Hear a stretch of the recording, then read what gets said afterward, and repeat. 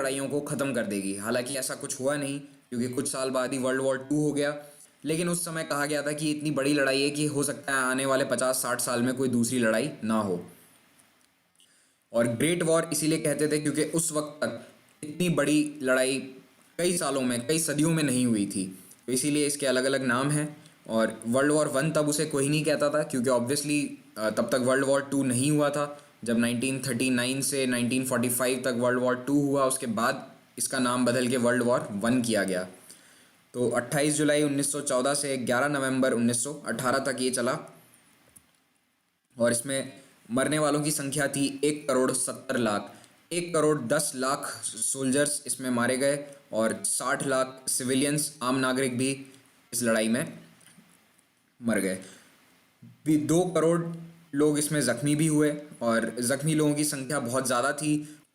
अब हम देखेंगे कि दोनों तरफ से लड़ाई लड़ने वाले कौन कौन से देश थे या फिर एम्पायर्स थे। तो एक तरफ थे अलाइड पावर और दूसरी तरफ थे सेंट्रल पावर्स।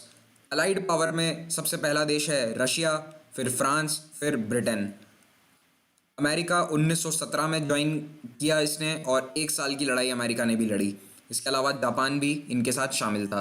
दूसरी ओर सेंट्रल पावर्स में सिर्फ 3 आपको देश याद रखने हैं। सबसे पहला है ऑस्ट्रियो हंगेरियन एम्पायर। इसे कई बार ऑस्ट्रिया हंगेरी भी आप लिखा हुआ पाएंगे। ये आज के जो 2 देश हैं ऑस्ट्रिया और हंगरी, यूरोप के बीच में, सेंट्रल यूरोप में, उन दोनों देशों के ऊपर लगभग एक किंगडम था, उसे ऑस्ट्रिया हंगरी कहा जाता है। और यहाँ पे जो डायनेस्टी राज करती थी उसका नाम था हैब्सबर्ग।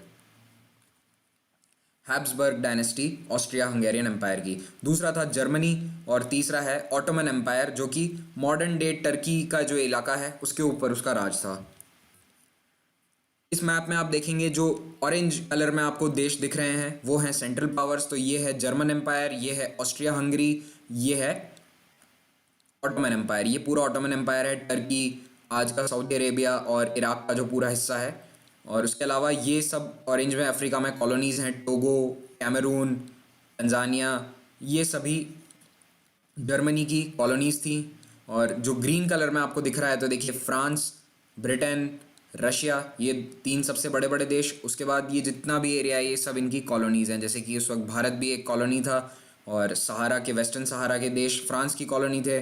और ऑस्ट्रेलिया कॉमनवेल्थ का हिस्सा था और कनाडा भी कॉमनवेल्थ का हिस्सा था। तो ये सभी देश अलाइड पावर्स की तरफ से लड़े थे। प्रथम विश्व युद्ध के 4 मुख्य कारण बताए जाते हैं। तो इसके लिए आप एक्रोनिम याद रख सकते हैं, MAIN। पहला है मिलिट्रिज्म, दूसरा है अलायंस सिस्टम, तीसरा इंपीरियलिज्म और चौथा है नेशनलिज्म। तो एक एक करके हम सबके बारे में बात करेंगे। सबसे पहला है मिलिट्रिज्म। तो इसमें हर देश ने अपने आप को कई तरह के आधुनिक हथियारों से लैस करने की कोशिश करी। मशीन गन्स का आविष्कार इसी वक्त हुआ था और पहली बार दुनिया में मशीन गन्स प्रथम विश्व युद्ध में ही इस्तेमाल हुई। टैंक का भी पहली बार इस्तेमाल ब्रिटेन ने किया प्रथम विश्व युद्ध में। बड़े बड़े जहाज़ बनाए गए जो कि काफ़ी तेज़ थे और उन पर बड़ी बंदूकें लगी थी, और इसमें भी ब्रिटेन और जर्मनी सबसे अग्रणी थे। आर्मी का साइज़ बहुत बढ़ा दिया गया था। इससे वर्ल्ड वॉर वन के पहले आर्मीज़ इतनी बड़ी नहीं थी, लेकिन युद्ध की तैयारियों के लिए कई देशों ने बहुत ही बड़ी आर्मी खड़ी करके रख दी। इन सभी चीज़ों में ब्रिटेन और जर्मनी सबसे आगे थे। ब्रिटेन और जर्मनी में इंडस्ट्रियल रेवोल्यूशन काफ़ी तेज़ी से फैला था और ये सबसे डेवलप्ड कंट्रीज थे। इसीलिए उन्होंने अपनी इंडस्ट्रियल कॉम्प्लेक्सेस का इस्तेमाल किया अपनी मिलिट्री स्ट्रेंथ को बढ़ाने के लिए। यानी कि अलग अलग फैक्ट्रीज में टैंक का प्रोडक्शन हो रहा है, नई मशीन गन्स का प्रोडक्शन हो रहा है, रॉकेट्स बनाने की कोशिश करी जा रही है। ये सब ब्रिटेन और जर्मनी में हो रहा था, लेकिन दूसरे देश भी कोशिश कर रहे थे कि हम ब्रिटेन और जर्मनी की बराबरी कर लें, लेकिन ये दूसरों से कई गुना आगे थे। इस मिलिटरिज्म के कारण एक अवधारणा बन गई कई देशों में कि हमारी आर्मी इतनी स्ट्रांग है कि हमें कोई दूसरा देश हरा नहीं सकता। तो ये एक बहुत ही गलत धारणा थी और इसी धारणा के पीछे कई देशों ने अपनी आर्मी का साइज़ बढ़ाया। ये एक बहुत बड़ा रीज़न था बड़ी आर्मी या फिर मॉडर्न आर्मी बनाने का। उसके बाद है अलग अलग संधियां या अलायंसेस जो कि यूरोप में साइन करी गई। तो देखिए यूरोप में 19वीं शताब्दी में पावर को मेंटेन करने के लिए अलग अलग देशों ने एक दूसरे के साथ गुपचुप समझौते कर लिए, कई सारी सीक्रेट ट्रीटीज साइन करी गई जो दूसरे देशों को पता नहीं होता था कि इन दो देश के बीच में कोई अलायंस है या फिर कोई समझौता हुआ है। तो आपको सिर्फ दो अलायंसेस याद रखनी है बड़ी बड़ी, बाकी आपके लिए इंपॉर्टेंट नहीं है। तो पहला है ट्रिपल अलायंस, नाम से ही पता चल रहा है कि तीन देश होंगे, तो जर्मनी, ऑस्ट्रिया हंगरी और इटली। ये साइन हुआ था 1882 में। दूसरा है ट्रिपल ऑन्टांट, ये था 1907 में, फ्रांस, ब्रिटेन और रशिया के बीच। पहले 1904 में ब्रिटेन और रशिया के बीच में एक ट्रीटी साइन हुई, इसे कहा जाता है एंतांत कोर्डियाल। अगर किसी को मेरे फ्रेंच प्रोनाउंसिएशन से दिक्कत है तो माफ़ कीजिएगा, मुझे फ्रेंच बिल्कुल नहीं आती है। तो देखिए, ये एंतांत कोर्डियाल 1904 में फ्रांस और ब्रिटेन के बीच में, और जब रशिया इससे जुड़ा तो ये हो गया ट्रिपल एंतांत 1907 में। तो अब देखेंगे आपकी इन्हीं तीन कंट्रीज़ जो मेन कंट्रीज़ हैं वर्ल्ड वॉर 1 के, वो यही तीन थे। इस मैप से आपको थोड़ा और अच्छे से समझ में आएगा। तो देखिए, ब्राउन कलर का जो एरिया है वो सारे देश हैं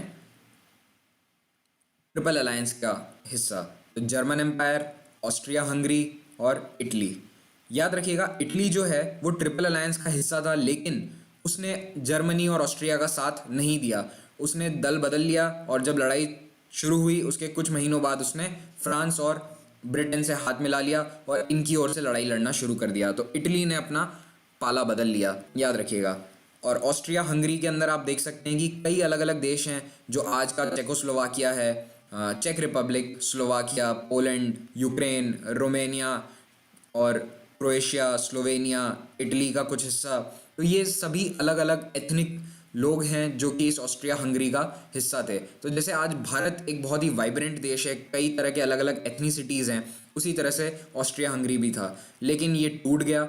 और इसीलिए कई लोग कहते हैं कि जब ऑस्ट्रिया हंगरी और बाल्कन्स का हिस्सा एक देश नहीं बन पाया तो भारत कैसे बन सकता है। लेकिन भारत पिछले 70 सालों से एक सक्सेसफुल देश की तरह चल रहा है, आज भी एक है, संगठित है। एक आपने वर्ड सुना होगा बॉल्कनाइजेशन, कहा जाता है आज़ादी के टाइम पे कि भारत का बॉल्कनाइजेशन हो जाएगा, अंग्रेज़ों ने ऐसा कहा था। बॉल्कनाइजेशन का मतलब है कि देखिए, ये बॉल्कन्स हैं, ये इलाका पूरा बॉल्कन्स कहलाता है। तो ये सभी देश, रोमानिया, बल्गारिया, सर्बिया, मोंटीनीग्रो, अल्बानिया, ये बॉल्कन कंट्रीज़ हैं, और इनमें कई बार आपस में लड़ाइयाँ हुई हैं और इनके एरिया बदलते गए हैं। तो भारत में भी बॉल्कनाइजेशन होगा, ऐसा एक्सपर्ट्स ने कहा था आज़ादी के समय, लेकिन ऐसा नहीं हुआ। चलिए, फिर से आते हैं विश्व युद्ध पे। अब आप इस मैप को फिर से देखेंगे तो आप इसमें समझ पाएंगे कि जो जो पार्टनर्स थे इन अलायंसेस में वो कैसे एक साथ हुए। तो ये ऑरेंज कलर में देखेंगे German empire, Austria Hungary, Ottoman और ये इनके उपनिवेश, और इसके साथ ही बाकी पूरी दुनिया जो हरे रंग में है ये आपको दिखेगी अलाइड पावर्स का एरिया। तो आप यहीं पे देख सकते हैं ये अलाइड पावर्स क्षेत्रफल में ज़्यादा बड़ा था, तो इनके जीतने के चांसेस पहले से ज़्यादा हो गए थे क्योंकि इनके पास रिसोर्सेज ज़्यादा थे। ये एक छोटा सा चार्ट है जिसमें आप देख सकते हैं कि अलग अलग देशों के बीच में जो समझौते थे। तो देखिए, इटली और जर्मनी के बीच में 1882, और ऑस्ट्रिया हंगरी भी, तो ये था ट्रिपल अलायंस। और उसके अलावा जर्मनी और ऑटोमन एम्पायर के बीच में भी 1914 में एक समझौता हुआ। फिर रशिया और फ्रांस के बीच में 1894 में एक डील हुई थी, वो आपके लिए इंपॉर्टेंट नहीं है, आपको सिर्फ 1907 और 1904 के समझौते याद रखने हैं। तो 1904 में हुआ फ्रांस और ब्रिटेन के बीच में एंतांत कोर्डियाल, और रशिया जब जुड़ गया इसमें 1907 में, तब ये हो गया ट्रिपल एंतांत। ये कार्टून छपा था वर्ल्ड वॉर 1 के शुरू होने के पहले, जब ये अलायंसेस हुई थी। आप देख सकते हैं इसमें एक छोटा सा बच्चा है सर्बिया, और अगर ये कह रहा है कि अगर आप मुझे मारोगे, ऑस्ट्रिया को ये कह रहा है आप अगर मुझे मारोगे तो आपको रशिया मारेगा, और रशिया के पीछे जर्मनी है। मतलब सब एक दूसरे को मारने जा रहे हैं, जबकि झगड़ा इनका आपस में है ही नहीं, झगड़ा तो सिर्फ इन दोनों का है, सर्बिया और ऑस्ट्रिया का। ये बात बिल्कुल सच साबित हुई, और झगड़ा सर्बिया से ही शुरू हुआ। आगे हम देखेंगे कैसे। उसके पहले इम्पीरियलिज्म। तो देखिए, सारे पश्चिमी यूरोप के जो देश हैं वो चाहते थे कि हम अफ्रीका में, एशिया में अपनी अलग अलग कॉलोनीज़ बनाएं, जितना हो सके एरिया हम कब्जा कर लें। इसको कहा गया था स्क्रैम्बल फॉर अफ्रीका, यानी कि अफ्रीका की दौड़, कि जितना तेज़ी से आप एरिया कैप्चर कर सकते हैं आप कर लीजिए, क्योंकि अफ्रीका बहुत ही बड़ा था और पूरी तरह से एक्सप्लोर नहीं हुआ था। तो स्क्रैम्बल फॉर अफ्रीका 1880 के बाद शुरू हुआ, जब बड़े बड़े देशों ने लंबे चौड़े एरिया अफ्रीका में कब्जे कर लिए, जैसे कि फ्रांस, जर्मनी, हॉलैंड, इन सब ने, बेल्जियम, ब्रिटेन, इन सब में लीडर था। और सब चाहते थे कि हम ब्रिटेन का मॉडल कॉपी करें, क्योंकि ब्रिटेन काफ़ी सक्सेसफुल था। जैसा कि आपने इंडिया में भी देखा होगा, इंडिया पे राज करना बहुत मुश्किल है, लेकिन ब्रिटिश इसमें सक्सेसफुल रहे। पूरी दुनिया के 25% हिस्से पे एक वक्त ब्रिटिश एम्पायर का राज था, तो कहीं ना कहीं इनका मॉडल सक्सेसफुल था। और इस 25% एरिया के कारण इनके पास बहुत सारे रिसोर्सेज, बहुत सारा मैन पावर मिला। तो देखिए, भारत से 13 लाख सोल्जर्स वर्ल्ड वॉर 1 में लड़ाई लड़ने के लिए ब्रिटेन को मिल गए। ये नंबर ब्रिटेन के अपने खुद के सोल्जर्स से ज़्यादा था। ब्रिटेन की आर्मी में ब्रिटिश सोल्जर्स इतने नहीं थे जितने भारतीय सोल्जर्स थे। एक और कारण है नेशनलिज्म। ये जो देशभक्ति की भावना है, 19वीं शताब्दी में इसने पूरे यूरोप को अपने आप में जकड़ लिया। और ये देशभक्ति बहुत ज़्यादा सर चढ़ के बोली यूरोप के कई देशों में, जैसे कि जर्मनी, इटली और बाल्टिक देश जो आपको मैंने बताया। हालांकि ये बाल्टिक स्टेट तब इंडिपेंडेंट नहीं थे, ये या तो ऑस्ट्रिया हंगरी के अंडर में थे या फिर ऑटोमन एम्पायर के इन्फ्लुएंस में थे। लेकिन ये चाहते थे कि हम भी अपने नेशनलिज्म को फॉलो करें, हम अपने अलग देश बनाएं। जैसे कि जर्मनी और इटली ने अपने आप को एक देश की तरह जोड़ा है, उसी तरह से हम भी अलग अपना देश बनाएंगे। और इन्हीं देशों में एक धारणा बनी कि लड़ाई जो है वो ग्लोरियस है, यानी कि लड़ाई लड़के ही एक देश महान बन सकता है। किसी भी देश की महानता वो कितनी लड़ाइयाँ जीतता है या फिर कितना बड़ा एरिया लड़ाई के बाद जीत लेता है, उसी से तय होगा। तो ये एक बहुत ही खतरनाक धारणा बन गई थी, और ये भी एक बहुत बड़ा रीज़न रहा वर्ल्ड वॉर 1 का। कुछ और भी कारण हैं। तो सबसे पहले हम देखेंगे स्ट्रेट्स ऑफ डार्डेनेल्स के बारे में। ये स्ट्रेट्स ऑफ डार्डेनेल्स क्या हैं? तो देखिए, ये है एजियन सी और ये है ब्लैक सी, ये टर्की है। तो देखिए, इन एजियन सी और ब्लैक सी को कनेक्ट करता है स्ट्रेट्स ऑफ डार्डेनेल। और ये यहाँ पे एक छोटा सा स्ट्रेट और है, इसे कहते हैं स्ट्रेट्स ऑफ बॉस्फोरस। इन दो स्ट्रेट्स के थ्रू रशिया, यहाँ से ये देखिए, ये उस वक्त रशिया था, अब ये यूक्रेन है, ये क्रीमिया है जो कि अब फिर से रशिया का हिस्सा है 2014 से, लेकिन उस वक्त ये पूरा रशियन एम्पायर था। तो यहाँ से रशिया के जहाज़ एजियन सी और मेडिटेरेनियन होते हुए पूरी दुनिया से जुड़ते थे। तो ये बहुत ही इंपॉर्टेंट ट्रेड रूट था रशिया के लिए। और अगर यहाँ पे ऑटोमन एम्पायर पूरी तरह से हावी हो जाएगा तो रशिया के लिए मुसीबत हो जाएगी।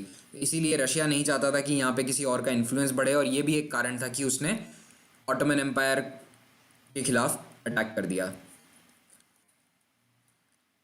यूरोप में एक धारणा थी कि जो भी अब लड़ाई होगी वो बहुत ही छोटी होगी। क्यों? क्योंकि टेक्नोलॉजी बहुत बढ़ चुकी है, साइंस ने काफ़ी प्रोग्रेस कर लिया है, नए तरह के हथियार बन चुके हैं, इसीलिए अब लड़ाई बहुत ही छोटी होगी, कुछ महीनों में ख़त्म हो जाएगी। लेकिन ऐसा बिल्कुल नहीं हुआ।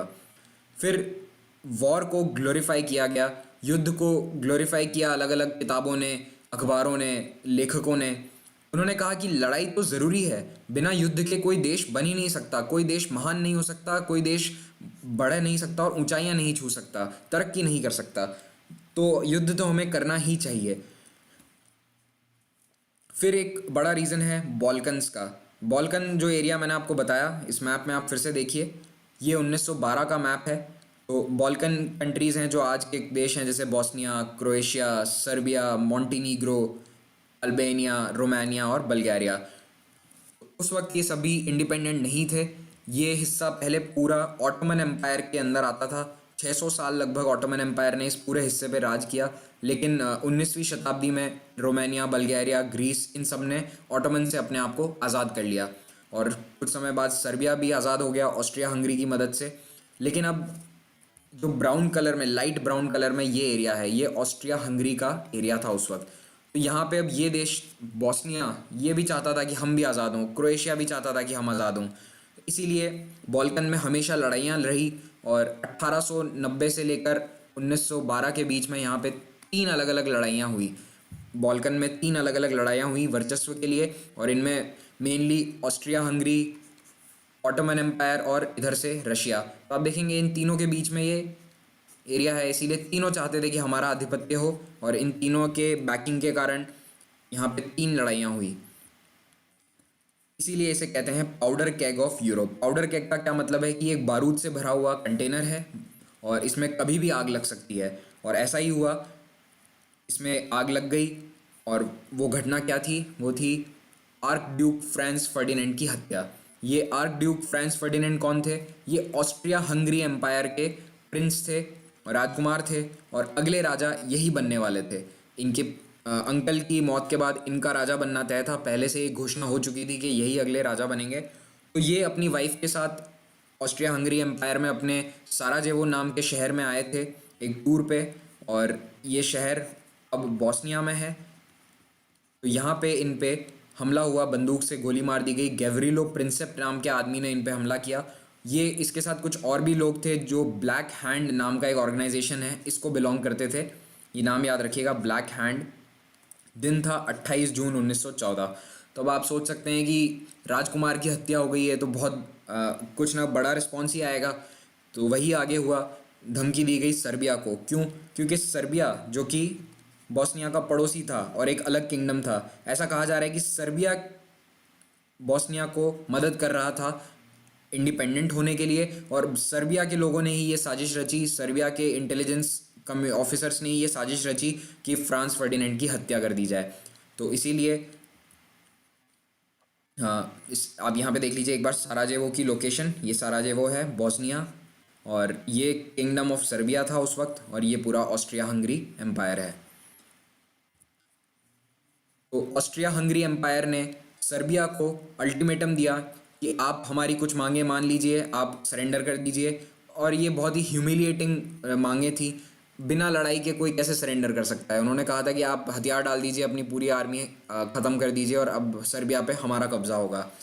सर्बिया ने मदद मांगी रशिया से, और रशिया मौका ढूंढ रहा था कि हम इस मामले में फिर से इंटरफियर करें बॉल्टिक्स में। और एक और कारण था कि स्लाविक लोगों का सर्बिया में रहना। रशिया और सर्बिया, इन दोनों में जो लोग रहते हैं उन्हें स्लाव कहा जाता है। ये स्लाविक एथनिसिटी के लोग हैं, ये एक ही एथनिसिटी है। तो इन्होंने कहा कि आप तो हमारे भाई बंधु हैं, आपकी मदद करना हमारा फ़र्ज़ है। इसीलिए रशिया ने अपनी आर्मी इकट्ठी करनी शुरू करी, और पीछे जर्मनी के पास गया ऑस्ट्रिया हंगरी। तो देखिए, जब सर्बिया ने रशिया से मदद मांगी तो ऑस्ट्रिया हंगरी ने याद दिलाया कि सर 1882 में हमने एक ट्रीटी साइन करी थी, वक्त आ गया है कि अब आप उस पर खरे उतरें।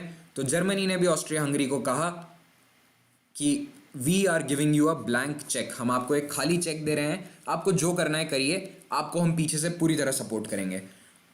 तो इसीलिए ऑस्ट्रिया हंगरी ने सर्बिया पे लड़ाई की घोषणा कर दी। तो सबसे पहले ऑस्ट्रिया और जर्मनी ने लड़ाई की घोषणा करी सर्बिया पे, उसके तुरंत बाद रशिया ने जर्मनी पे लड़ाई की घोषणा करी, और कुछ ही दिन बाद फ्रांस ने भी जर्मनी पे लड़ाई की घोषणा कर दी। क्यों? क्योंकि रशिया और फ्रांस, अगर आपको याद हो, तो ये ट्रिपल एंटॉन्ट ट्रीटी से बंधे हुए थे, यानी कि एक दूसरे की मदद करना इनका फ़र्ज़ था लीगली।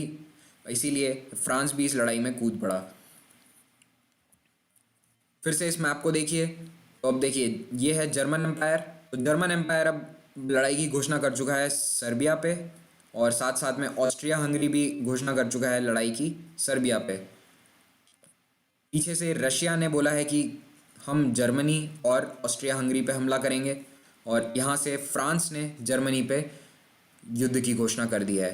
तो ये एक काफ़ी कॉम्प्लेक्स सा सिनेरियो यहाँ पे बन रहा है। आप देखेंगे अभी तक ब्रिटेन यहाँ शामिल नहीं हुआ था। इटली ने लड़ाई में आने से मना कर दिया, मैंने आपको पहले भी बताया था। इटली ने कहा, हालांकि ट्रिपल अलायंस का मेंबर था इटली, फिर भी उसने कहा कि नहीं, हम न्यूट्रल रहेंगे। क्यों? क्योंकि उन्होंने कहा कि ऑस्ट्रिया हंगरी ने सर्बिया पे हमला किया है, और ट्रिपल अलायंस में ये बात हुई थी कि अगर हम पे कोई हमला करता है तो हम बचाव के लिए इकट्ठे होंगे, ना कि किसी और पे हमला करने के लिए। तो आप अटैक कर रहे हैं, आप डिफेंस नहीं कर रहे। ये बहाना बनाकर इटली ने इस लड़ाई में शामिल होने से मना कर दिया शुरुआत में। अच्छा, इसे जुलाई क्राइसिस कहा जाता है, ये आपको मैं बताना भूल गया। क्यों? क्योंकि ये 28 जून को, आपको याद होगा, फ्रांस फर्डिनेंड की हत्या हुई, और ये सारी घटनाएं जुलाई में हुई। इससे जुलाई क्राइसिस इसलिए भी कहते हैं क्योंकि ये मेनली डिप्लोमेटिक क्राइसिस थी, और पूरी कोशिश करी गई कि लड़ाई ना हो।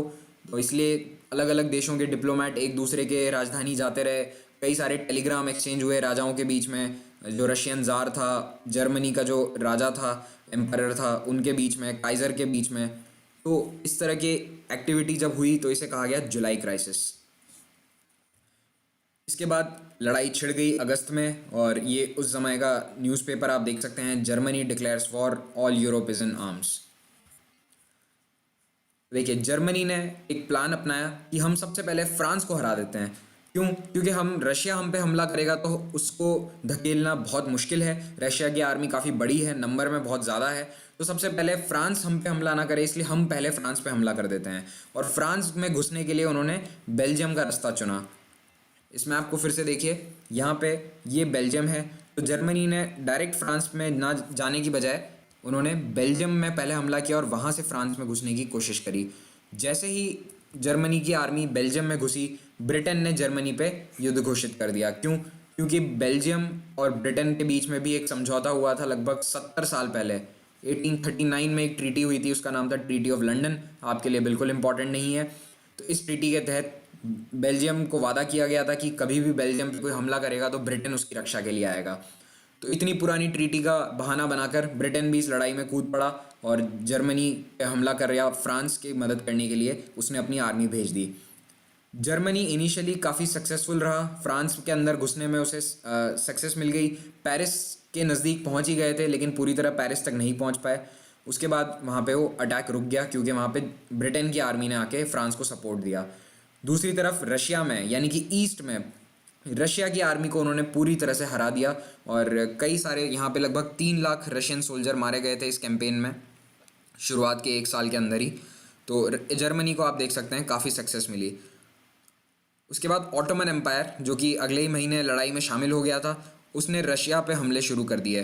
क्यों? क्योंकि ऑटोमन और रशिया कई सदियों से पुराने दुश्मन थे, और आपको मैंने स्ट्रेट्स ऑफ डार्डेनेल्स की कहानी सुनाई कि कैसे दोनों एक दूसरे पे कंट्रोल चाहते थे। तो ऑटोमन एम्पायर ने सुएज़ कैनाल पे हमला कर दिया। क्यों? क्योंकि ब्रिटिश आइलैंड्स को इंडिया से जोड़ने की ये बहुत ही एक इम्पॉर्टेंट कड़ी थी। अगर सुएज़ कैनाल पे ऑटोमन का कब्ज़ा हो जाता तो शायद ब्रिटेन वर्ल्ड वॉर 1 हार भी सकता था। हालांकि ऐसा हुआ नहीं, क्योंकि सुएज़ कैनाल इन्होंने बचा लिया, ऑटोमन आर्मी को फिर से पीछे धकेल दिया गया। अब मैं बात करूंगा ट्रेंचेस की। तो ये देखिए, ट्रेंच क्या होता है। ट्रेंच एक खाई की तरह एक गड्ढा है, जिसके अंदर ये सैनिक, आप देख सकते हैं यहाँ पे सैनिक इस गड्ढे के अंदर रहते हैं, यहीं से लड़ाई लड़ते हैं, यहीं पे सोते हैं, खाते हैं, पीते हैं।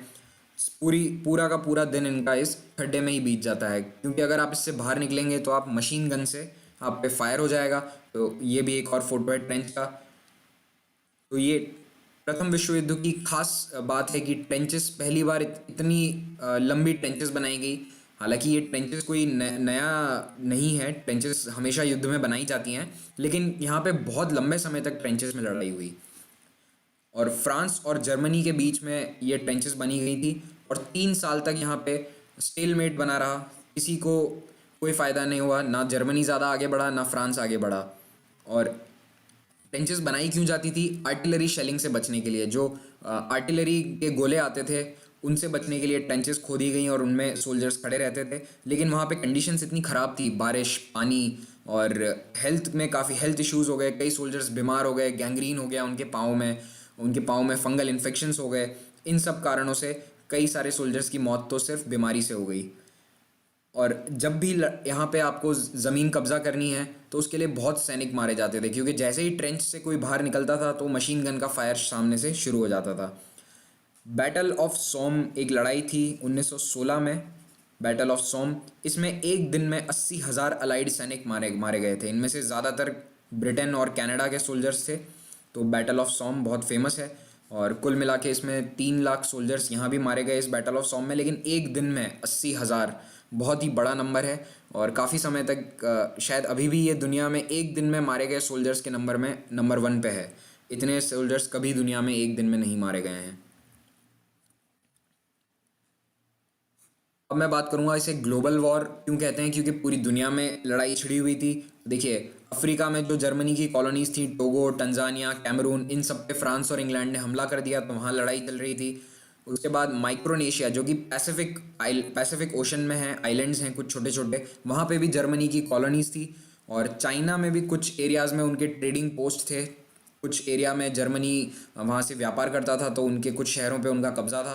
तो इन दोनों जगहों पे जापान ने जर्मनी पे हमला कर दिया, जापानीज़ कॉलोनीज़ पे, I am sorry, German colonies पे। तो देखिए जापान युद्ध में क्यों कूद पड़ा, क्योंकि जापान और ब्रिटेन ने भी एक ट्रीटी साइन करी थी आपस में एक दूसरे का सहयोग करने की, ऑफेंसिव डिफेंसिव अलायंस, इसीलिए जापान इस लड़ाई में शामिल हुआ। तो देखिए कैस्पियन सी में ऑटोमन शिप्स ने रशिया के बंदरगाहों पे हमला करना शुरू कर दिया। तो रशिया के कैस्पियन सी में इस मैप में आप देखिए ये ब्लैक सी है, आई एम सॉरी कैस्पियन सी नहीं, ब्लैक सी। ब्लैक सी में ये क्रीमिया है और क्रीमिया में यहाँ पे है एक शहर जिसका नाम है सेवास्टोपोल। ये रशिया का सबसे इम्पॉर्टेंट नेवल बेस है सेवास्टोपोल पोर्ट पे, और यहाँ पे एक शहर है ओडेसा। इस ओडेसा में और सेवास्टोपोल पे ऑटोमन एम्पायर ने हमले शुरू कर दिए।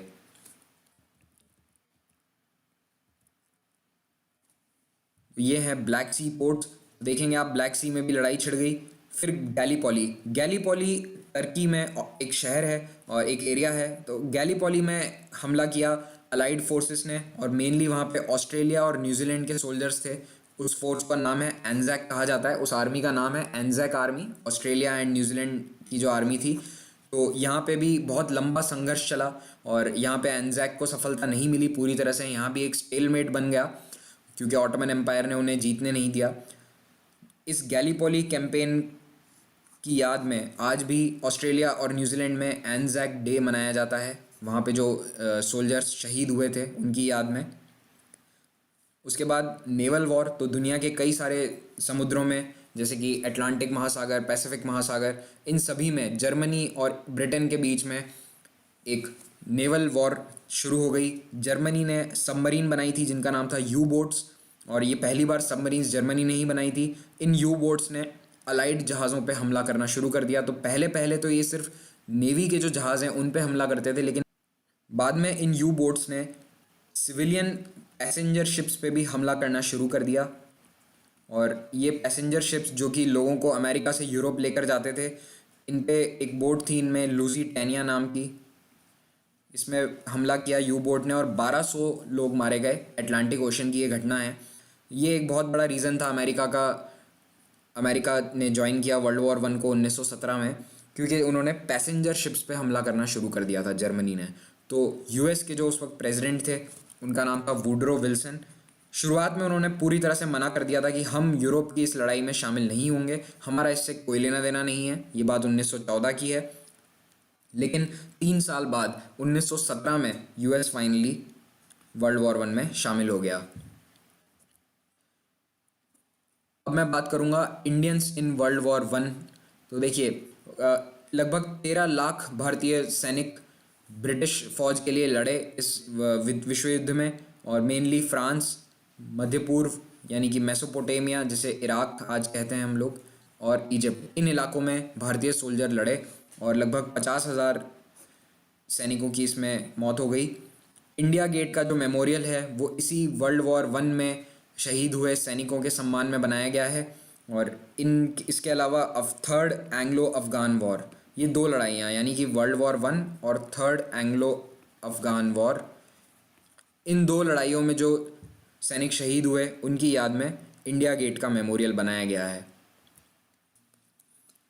तो अगर आपने ये वीडियो अच्छे से देखा है तो आप एक क्वेश्चन का आंसर कीजिए कि कौन सा वो देश था या कौन सा एम्पायर था जिसने सबसे